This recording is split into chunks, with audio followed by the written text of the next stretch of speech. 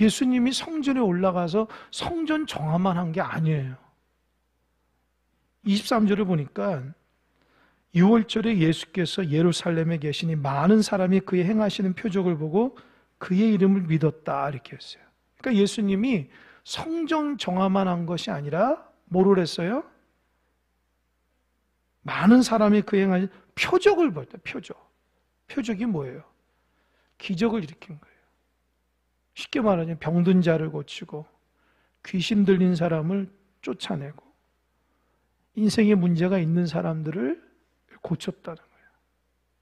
그러니까 예수님은 예루살렘 성전에 올라가서 성전을 깨끗이, 내 집은 만민이 기도하는 집인데 장사하는 집으로 만들지 말라 책망하시면서 수없이 많은 사람들에게 주님의 표적을 보여줬습니다. 그런데 사람들이 표적을 보고 23절 자막 한번 다시 볼까요? 사람들이 뭘 믿었다고 그러죠? 23절 표적을 보고 그의 이름, 그 이름이 누구예요? 예수님이잖아요. 그럼 여러분, 그러니까 이게 그래서 참 이렇게 성경을 대할 때에 저도 많이 놀래고 일반적으로 읽는 거하고 이 원어로 읽는 거하고 달라요. 그러니까 사람들이 예수님 표적을 보고 예수님을 믿는 거예요. 여러분, 예수님의 이름을 믿으면 얼마나 기뻐요. 여러분, 요한복음 1장 12절을 보면 아마 암송하신 분이 있으시지 몰라요. 영접하는 자, 곧 그 이름을 믿는 자에게는 뭐가 된다고요? 하나님의 자녀가 되는 권세를 주신다. 그죠? 그러니까 예수 이름을 믿는 자에게는 하나님의 자녀가 되는 권세를 주신대요. 그러면 그 1장 12절의 말씀의 기본으로 하자면 오늘 2장 23절에 표적을 보고 그의 이름을 믿은 것은 대단히 하나님 앞에 예수님께 칭찬받은 일이잖아요. 그죠? 그런데 24절에서는 이상하게 의외의 말씀하신다는 거예요. 24절 자막 한번 볼까요? 한번 읽어보겠습니다. 시작. 예수는 그의 몸을 그들에게 의탁하지 아니하였으니 이는 친히 모든 사람을 아시며. 여러분, 궁금한 게 뭐가 있죠? 예수는 그의 몸을 그들에게 의탁하지 아니한다. 아니 23절을 보면은 예수님의 표적을 보고 사람들이 예수님의 이름을 믿어요. 예수님의 이름으로 믿음을 가져요. 그런데 예수님은 그렇게 탐탁하게 생각하지 않아요. 왜 그럴까? 이게 고민인 거예요. 이 요한복음을 적은 사도 요한이 도대체 왜 이렇게 썼을까? 아니 예수님 표적을 보고 믿었는데 주님이 좋게 생각하셔야 되는데 예수님이 그들에게 의탁하지 않아요. 그러니까 의탁한다는 말이 뭐냐면은 마음을 주지 않는다. 그들을 신뢰하지 않는다. 왜 그럴까? 그러니까 여기에서 고민인 거예요. 저도 왜 그랬을까, 주님이. 아니, 주님의 표적을 보고, 주님의 이름을 믿고, 즉, 그분 따른다고 얘기하면 하나님의 자녀가 되는 권세를 주시는데, 의외로 예수님은 마음을 이렇게 쉽게 안 줘요. 이제부터 잘 들어보십시오. 여러분, 23절에서 그의 이름을 믿었으나, 있죠? 믿었으나 보이죠? 성경에서. 그리고 똑같은 말이 24절에서는 믿었으나 하고 똑같은 말이 무슨 말일까요? 무슨 말일까요? 24절에서.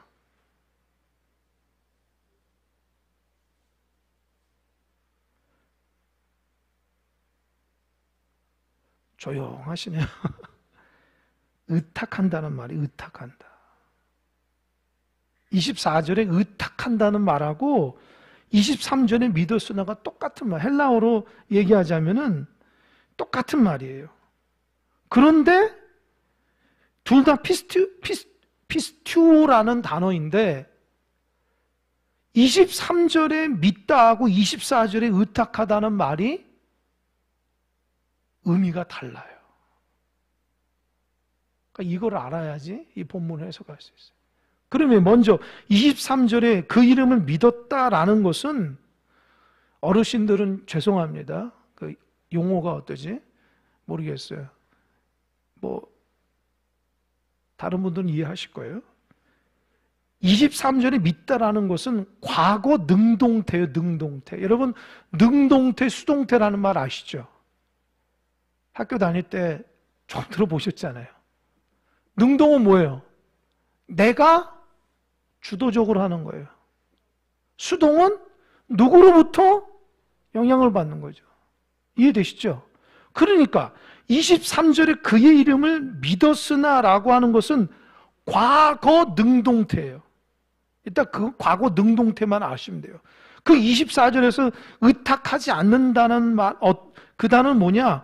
똑같은 단어인데 미완료 능동태예요. 좀 어렵지만 제가 설명 쉽게 해드릴게요. 앞에는 무슨 능동태라고 했어요? 23절이? 예? 과거 능동태. 따라요. 과거 능동태. 24절에서는 무슨 능동태? 예? 미완료 능동태. 이런 정도는 알아야지 누가 여러분 성경 깊이 본다 이렇게 알죠. 그러니까 여러분, 과거 능동태라는 말은 뭐냐면은, 잘 들으세요. 과거에 어느 한때에 그때 믿었더라. 이해됐어요? 그러니까 그 믿음이 지속되는 믿음이 아니라 과거 한때의 일시적인 믿음이란 뜻을 담고 있어서 과거 능동태예요. 그러면 24절에 나오는 미완료 능동태는 무슨 말이에요? 예수를 믿었잖아요? 미완료. 계속 과거로부터 지금까지 계속해서 믿고 있다는 상태예요. 이해가 되십니까? 그러니까 잘 들으세요. 사람들이 예루살렘 성전에서 예수님이 수없이 많은 기적을 딱 베풀었는데, 사람들이 그때 예수님의 이름을 믿었던 것은 뭐예요? 일시적인 믿음으로 했다는 거예요. 그러니까 지속적으로 주님을 나의 삶의 구주나 하나님 나라를 위한 것이 아니라 자기 삶에 일시적으로 자기 유익함을 갖기 위한 그때 반짝하는, 그렇게 예수님 따랐다는 거예요. 그런데 주님께서는 원하시는 게 뭐예요? 24절. 지속적인 믿음을 원했다는 거예요. 이해가 되십니까? 이해가 되세요? 그러니까 일시적인 믿음과 신실한 지속적인 믿음이 주님께서 정확히 구분하셨다는 거예요. 그럼 적용해봐요. 여러분 예배 드리면서 찬양의 은혜 받고 막 말씀의 은혜 받고 우와 놀라운 깨달음과 막 은혜 받았어요. 세상을 다 가진 것 같아요. 근데 그 믿음이 지속적인 믿음이 돼야 돼. 그때 반짝 주님 내가 이렇게 살겠습니다. 하나님 내가 이렇게 하겠습니다. 그런다고 주님이 좋아하실까요? 주님 구분하신다는 거예요. 예수님이 기적과 이적을 베풀었을 때 놀라워서 예수님 수없이 많은 사람 따라다녀도 주님 입장에서는 탐탁하지 않은 거예요. 내가 그들에게 마음을 주지 않아요. 내가 너희들 그런다고 내가 다 받아주지 않아요. 왜요? 너희들 그 믿음은 일시적이고 너 중심적이고 기적만 바라는 믿음이기 때문에 언제든지 넘어질 수 있고 배신할 수 있다는 거예요. 이해가 되십니까, 여러분? 주님이 원하시는 것은요, 한결같은 믿음이라는 거예요.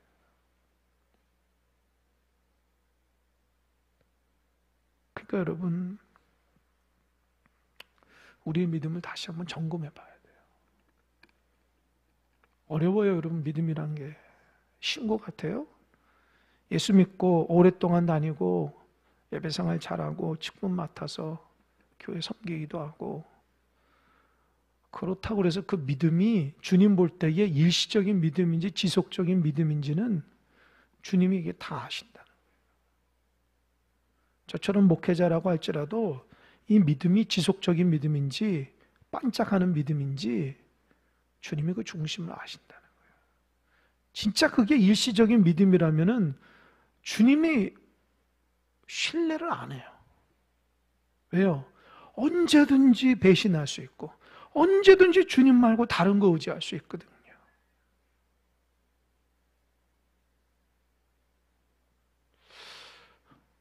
의외로 그런 사람이 많아요.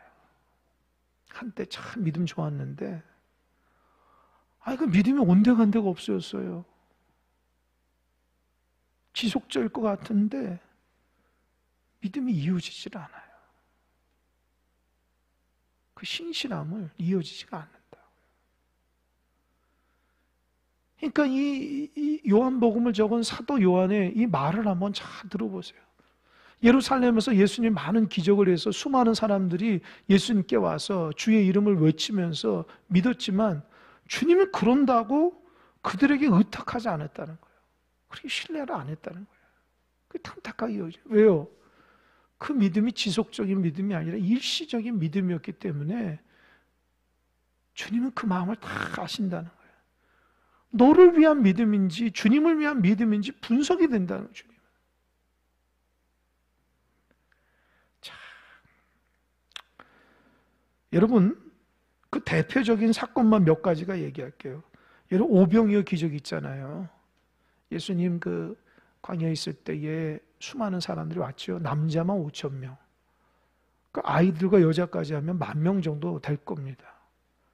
근데 그 사람들이 집에 안 가요. 얼마나 말씀이 꿀송이처럼 단지 주님 앞에 있으니까 뭐 세상 뭐 시간 가는 줄 몰라요. 밥 먹을 시간도 다 없이 막 예배, 이런 그런 기쁨이 우리 안에 있길 바랍니다. 하나님 앞에 기도하고 예배하는 기쁨이 밥 먹을 시간까지도 그냥 잊어버릴 정도로 그 예배의 은혜 가운데 쭉 빨려서 주님과의 은혜를 나누는 거죠. 근데 그들에게 식사를 해결해 줘야 되니까 제자들을 이렇게 보내시라고 먹고 오라고 했더니 주님이 해결해 주잖아요. 어떻게 해요?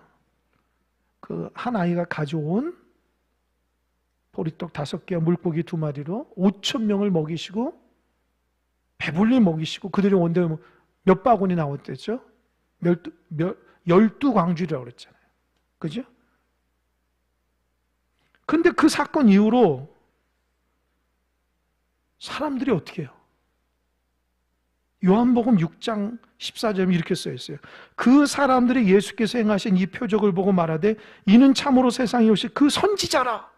이 선지자라. 그러니까 신명기 18장에서 모세가 앞으로 올 선지자에 대해서 메시아에 대해서 얘기하는데 이 예수님 당시의 사람들이 그 선지자 메시아를 예수님이라고 생각하면서 막 떠받드는데 놀랍게도 예수님은 대꾸 안 합니다. 그리고 어떻게 해요? 사람들이 예수님 어떻게 해요? 어떻게 오병의 기적을 만드니까 사람들이 예수님 어떻게 한다고 그랬죠? 임금 삼어, 임금. 억지로 막 임금 삼으려고. 당신이 우리 임금하라고. 임금해서 우리 먹을 거 다 해결해 주라고. 이해가 돼요? 근데 예수님은 어떻게 했어요? 사람들이 억지로 임금시키려고 하니까 예수님은 어떻게 했어요? 도망갔어요. 도망갔다고.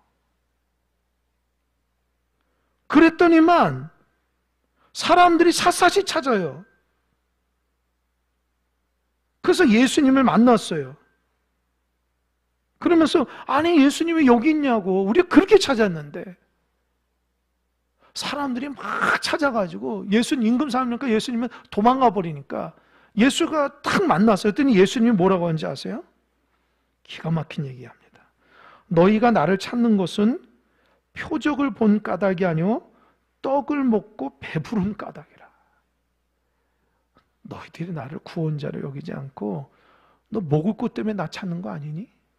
아주 그냥 정곡을 탁 찔러요. 이거예요, 지금. 그 예수님을 따라다니는 목적이 뭐예요? 예수님의 나의 구원자가 아니라 자기 문제 해결하기 위해서 예수님 따라다니는 거예요. 그래서 예수님 최고, 예수님 최고. 아무리 얘기해도 주님은 그것이 하나님 나라를 위한 믿음인지 너의 유익을 위한 믿음인지 분명하게 주님은 아신다는 거예요. 그리고 정말 신실한 믿음인지 아니면 너 배부르기 위해서, 너 유익하기 위해서 나를 따라다닌지는 금방 아신다는 거예요.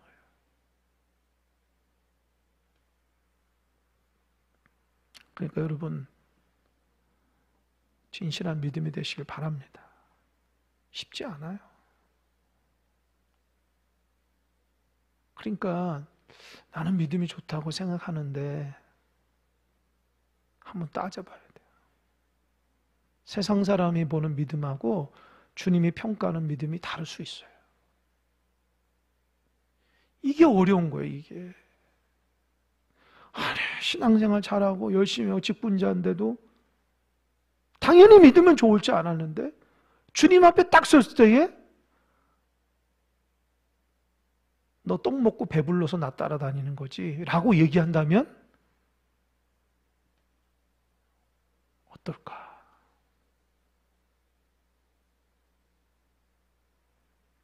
또 한 가지.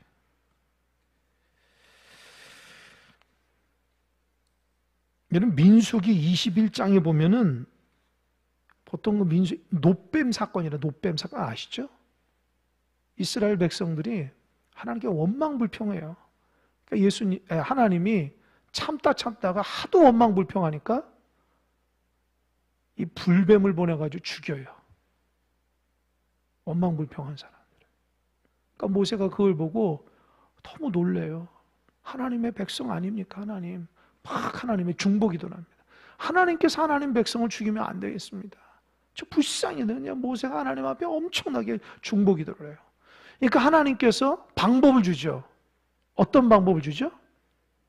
예? 노뱀을 만들어서 장대에 달아가지고 노뱀을 하라는 거 아닙니까? 그죠? 그래서 이 노뱀이 높이 노는 거 아니야, 그죠? 노뱀. 왜 노수로 만들었냐? 학자들에 의하면 이 노시 햇빛을 빛나면 반짝반짝하는 거. 그런데 생각해 보세요. 이스라엘 백성 얼마나 많아요. 그러니까 이 장대 긴 게 해가지고 노뱀을 해가지고 반짝반짝 빛나니까 지금 불뱀에 물려서 죽어가는 사람들이 그 위치에서 어디든지 노뱀만 보면은 살아가는데 놀랍게도 고집 세고 자기 멋대로 하는 안 봐요, 그거를. 그렇게 어떻게 해요? 죽어. 그런 사람도 있었다니까요. 이해가 안 되죠, 여러분? 주님이 은혜를 베풀어도 안 봐요. 결국 그 노뱀으로 인해서 살아난 사람들이 있어요. 그죠? 근데 그 노뱀이 나중에 어떻게 될까요? 무려 700년 동안 하나님처럼 받들렸어요. 무슨 말일까요? 그 노뱀 보고 회개하고 하나님 뜻대로 살아가야 되는데 사람들이 하나님 회개할 줄 모르고 하나님의 국률을 생각할지 모르고 그 노뱀으로 살아갔으니까 그 노뱀을 우상을 딱 만들어서 700년 동안 섬겨요. 나중에 히스기야 왕이 왕으로 등극했을 때 그거 부셔버린다. 하나님 감동 줘서 그거 부셔버려요. 하나님을 믿어야지 어떻게 노뱀을 믿어요? 그게 뭐예요? 사람들이 하나님을 안 믿는다니까요. 그 노뱀 쳐다보니까 자기 육신의 질병과 자기 문제가 해결되니까 그냥 그 노뱀이 하나님이에요. 하나님의 뜻대로 순종하고 말씀대로 살려가지 않고 자기 인생의 문제가 노뱀만 쳐다보면 고침받는다고 하는 우상을 만들어버려요. 하나님 그거 싫어서 노뱀을 부셔버립니다.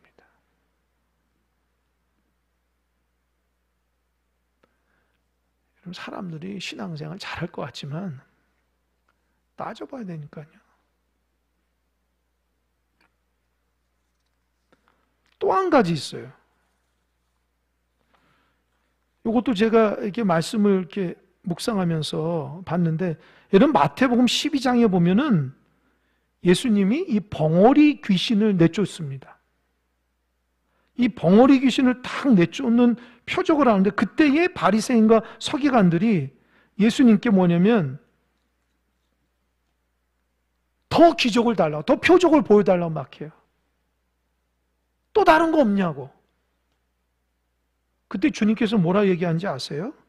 마태복음 12장 39절에 보니까 악하고 음란한 세대가 표적을 구하나 선지자 요나의 표적밖에는 보일 표적이 없다. 무엇하고 무엇한 세대라고 그랬어요? 악하고 음란한 세대. 따라해보세요. 악하고 음란한 세대. 아니 생각해 보세요. 주여 표적 더 보여달라고 하는데 왜 주님이 그렇게 까탈스럽게 악하고 음란한 세대라고 얘기했을까요? 주님이 원래 까탈스러운 분이에요? 표적 보여주면 되지. 주님은 알았어요. 서기관과 바리새인들은 종교 지도자면서도 주님을 안 믿어요. 그러니까 표적만 구하는 거예요. 그러니까 주님이 뭐라고 했어요? 이 악한 사람들아, 이 음란한 사람들아. 그럼 여러분, 악한 것은 이해하는데 왜 갑자기 표적을 보는데 음란한 얘기를 할까요? 그거 어떻게 해석할까요? 왜 음란하다고 얘기했을까요? 악한 것까지는 이해되는데 음란한 거는 좀 이해가 안 되잖아요. 그게 뭐냐? 요 표적 하나만으로 만족을 못한다. 또 다른 거, 또 다른 거. 이해가 돼요? 음란이 그런 거 아니에요. 만족하지 못함으로 죄를 짓는 거 아니에요. 그러니까 하나님에 대해서 한 분만, 예수님 한 분만은 만족을 못하는 거예요. 자기 삶을 위해서는 이기적도 더 필요하고 이것도 더 필요하고, 그러니까 예수님 한 분만으로 그분 따라서 믿는 게 아니라 자기 삶의 유익함을 위해서 이것도 더 필요하고 이것도 더 만족함이 없으니까 어떻게 해요? 영적인 간음이라는 거예요. 영적인 음란함이라는 거예요. 신랑 대신 예수님 한 분만으로 만족을 못하는 거예요. 그러니까 주님께서 악하고 음란하다는 거예요. 그래서 여러분, 너무 기적을 좋아하고 너무 축복을 좋아하면 주님 앞에 이렇게 합당하지 않습니다. 하나님 주신 은혜 가운데 감사할 줄 알아야지. 우리는 예수님을 따라다녀야 되는데 예수님이 주시는 기적과 이적만을 따라다니면 반드시 타락하게 돼 있어요. 왠지 아세요? 제가 말씀을 또 찾아봤어요. 여러분, 악하고 음란한 표적을 구하는 자들은 사탄이 좋아한다는 거예요. 그러니까 너무 기적과 이적과 축복을 좋아하는 사람들은 사탄이 그들을 미혹하는 거예요. 왠지 아세요? 마태복음 24장 24절에 이렇게 써 있어요. 거짓 그리스도인들과 거짓 선지자들이 일어나 큰 표적과 기사를 보이어 할 수만 있으면 택하신 자들도 미혹하게 한다. 그러니까 거짓된 크리스찬들과 거짓된 선지자들이 막 큰 기적과 이적을 보면서 야 이거 봐라 여기에 복음이 있다 라고 해서 사람들이 예수님 한 번으로 만족하지 못하고 자꾸 그런데 갔다가는 어떻게 해요? 완전히 미혹돼서 사탄의 밥이 된다는 거예요. 그러면서 오늘 글을 보니까 이게 맞아요. 여러분, 너무 돈을 좋아하는 사람들은, 일확천금을 바라는 사람들은 이런 사람들 금방 사기를 당한다는 거예요. 왜요? 아니 돈을 자꾸 타장하니까 이렇게 하면 돈이 이만큼 생긴다고 하니까 그냥 귀가 솔깃해가지고 그런 사람들이 사기를 더 다 잘 당한대요. 똑같아요. 신앙생활 예수님의 말씀 듣고 그대로 순종하고 그에 따라서 우리의 인격과 우리의 삶이 주님의 그렇게 삶을 살지 않고 자꾸만 자기 이적과 기적만 따라가게 되면 결국에는 주님을 따라다니는 것이 아니라 주님 때문에 내가 높아지고 주님 때문에 내가 축복받는 것만 따라가면 나중에 어떻게 해요? 타락하게 된다. 그래서 주님께서 말씀하시는 게 그 말씀이에요. 표적 보고 예수님 이름 부르면서 따라간다고 주님께서 그들을 이렇게 좋게 생각하지 않아요. 왜요? 일시적이고 자기 중심적이라는 거예요.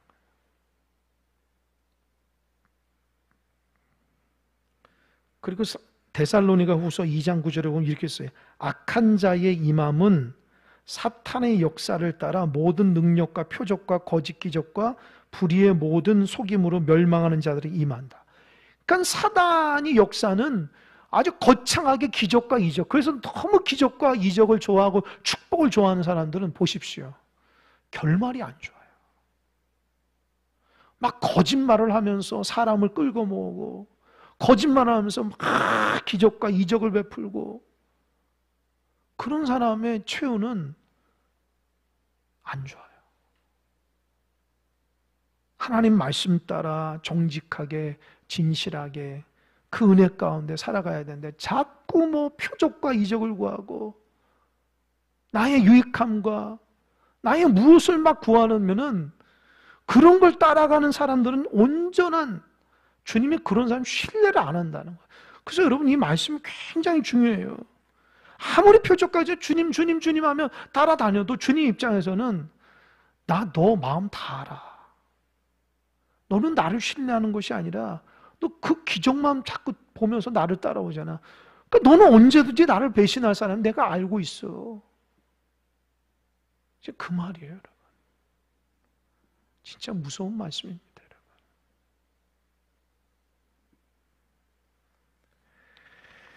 그러면서 24절 다시 한번 읽어볼게요. 예수는 그의 몸을 그들에게 의탁하지 아니하였으니 이는 친히 모든 사람 아심이라. 그러니까 모든 사람 아시는 거예요. 그렇게 예수님 좋다 하고 막 사탕 발린다고 얘기해도 안 믿어요, 주님은. 왜요? 주님은 그 중심을 아시는 거예요. 아, 이 사람이 정말 본질적으로 구원자 대신 예수를 따라가는지 아니면 자기 유익함을 위해서 이렇게 열심히 하는지. 여러분, 그래서 유익함을 없으면 열심히 안 한다고요. 하나님 축복 안 주면요, 얘는 신앙생활 잘 안 한다고. 뭔가 축복 주면 대단한 것처럼, 또 다른 축복. 여러분, 축복 주면 만족할 것 같죠? 사람이 만족함이 없어요. 하나님 한 분밖에 만족함이 없어요. 여러분, 곰곰이 생각해 보세요. 여러분들은 뭐 비교적 저보다 인생을 더 많이 살았기 때문에 얼마나 세상에 치여 삽니까? 믿을 사람이 있던가요, 여러분? 그 앞에서만 그래요. 주님밖에 신뢰할 사람이 없어요. 뭐 다 위에서 해준다고 해도 한순간에 이익을 따라 변화되는 게 사람이기 때문에 사람을 의탁하고는 신뢰할 수가 없어요. 변함없으신 분은 주님밖에 없어요. 여러분 주님만 신뢰하는 여러분 되시기 바랍니다. 그래서 너무 세상 것 좋아하는 사람은 세상에 치여 사는 거예요. 그런 것 때문에 상처받는 거예요. 아까도 물질을 좋아하는 사람은 물질의 끝에는 항상 상처를 받아요. 물질 때문에. 사람을 좋아하는 사람은 사람 때문에 상처를 받는 거예요. 여러분 그거 아셔요? 그 주님 말고 다른 것에 집중하게 되면 좋을 것 같은데 결말이 안 좋아요. 성경에서 누누이 얘기하고 있어요. 오직 주님만이 나의 모든 것 되신다 고백하는 그런 신앙인들 돼야 돼요. 그래서 너무 어리석게 삶을 살면 안 됩니다. 여러분 뉴스 보잖아요. 그 서울에서 그 9명이 죽었다는 거 아닙니까? 기가 막히잖아요. 어떻게 그 역주행을 해가지고 본인은 이게 급발진하고 하는데 그 돌아가신 분 보세요. 거기 은행원도 있고 공무원도 있고 무슨 뭡니까 그 의료 종사하신 분도 있고. 그 사람들 보세요. 하루아침에 자기가 죽을 줄 누가 알아요. 가족들이 황망해가지고 모르는 거예요. 그러니까 우리가 잘 산다고 하는데 뭘 잘 사는지 남보다 조금 잘 사는 게 뭘 잘 사는 거예요. 하나님 기뻐하시는 삶을 살아야죠. 정말 하나님 원하시는 대로 하나님 기뻐하시는 진리 가운데 살아감으로 주님 주시는 마음의 평강을 갖고 살아가야 되는데, 어느 순간부터 주님을 믿어도 세상적인 관점 여기 있는 것처럼 주여 더 표적을 보여주십시오. 우리 가정에 표적이 필요하고 나에게도 표적이 필요합니다. 우리에겐 표적이 필요한 게 아니에요. 주님이 필요한 거죠.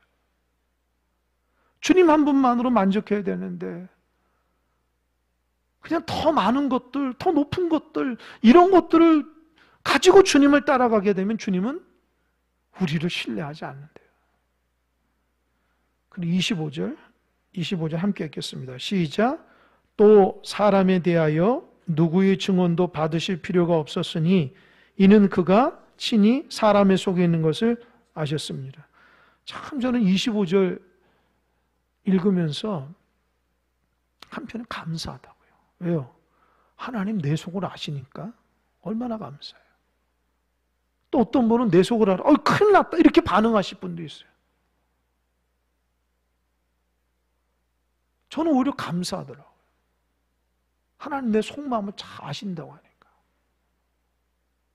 여러분, 하나님이 여러분의 속마음을 아신다고 했을 때에 감사합니까? 아니면 두렵고 떨립니까? 지금 여러분의 신앙의 상태가 어떤지를 한번 점검해 보세요. 큰일 났다 이거. 하나님 내 마음 속마음을 다 안다. 이거 어떡하지? 수없이 많은 사람들이 주님께 오지만 주님은 그 속마음을 다 안다. 뭐 때문에 나한테 오고 나에게 열성을 다해서 그렇게 하는 이유가 뭐고? 하나님 그걸 꿰뚫어 본다는 거죠. 그러니까 어떻게 해요? 저는 주님밖에 없어요. 하나님 아시죠? 저는 부족해요. 이런 사람한테는 주님이 속마음을 아신다는 걸 기뻐하는 거예요. 왜요? 보잘것없지만 주님을 위해서 믿음으로 살려고 넘어져도 발버둥 치는 사람에게는 주님이 그 속마음은 위로가 되는 거예요. 근데 어떤 사람한테는 속마음을 알면 두려움에 왜요? 난 그렇게 살지도 못했는데 사실은 주님을 믿는다고 하면서 내 삶은 그렇지 못하고 사실 내가 참 주님 따라한다면서도 온전치 못하는데, 그런 분에 있어서는 두려움인 거예요.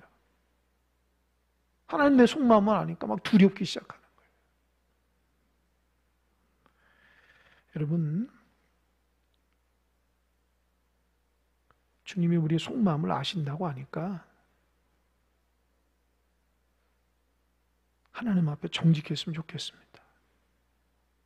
그게 제가 오늘 말씀 묵상하면서 깨달은 거예요. 너무 이적과 표적을 구하지 마시고요. 하나님께서 우리 삶의 모든 것 되신다고 그거 믿고 하나님 나라를 위해서 가면 하나님이 얼마나 좋은 길을 우리에 인도해 주실까요? 주님과의 교제가 더 먼저입니다. 너무 마음이 들떠가지고 주님의 말씀은 순종할 줄도 모르고 믿는 것이 무슨 축복인 양 그렇게 살지 마십시오. 오히려 하나님 말씀 앞에 정직하고 진실하고 주님이 인정받는 그런 종들이 다 되시길 바랍니다. 제가 마태복음 25장 참 좋아해요. 착하고 충성된 종이라 일컬었으면 좋겠어요. 주님 볼 때.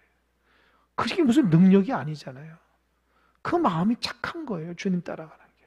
충성된 거예요. 변함이 없는 거예요. 반대로 악하고 게으른 종이 되면 안 되겠죠. 하나님 볼 때 악하다는 평가가 얼마나 비참한 평가예요. 너가 게으르다. 주님이 이런 평가하면 얼마나 책망받을까요? 그러니까 오늘 말씀을 통해서 수많은 사람들이 아니라 주님 앞에 제자로서 쓰임받아서 하나님의 속마음을 아시니 일시적인 믿음으로 따라가는 사람이 아니라 내 인격도 내 신앙도 주님의 말씀 따라 온전히 변화되는 신실한 믿음의 사람이 되기를 주님의 이름으로 축원합니다. 아멘. 기도하겠습니다.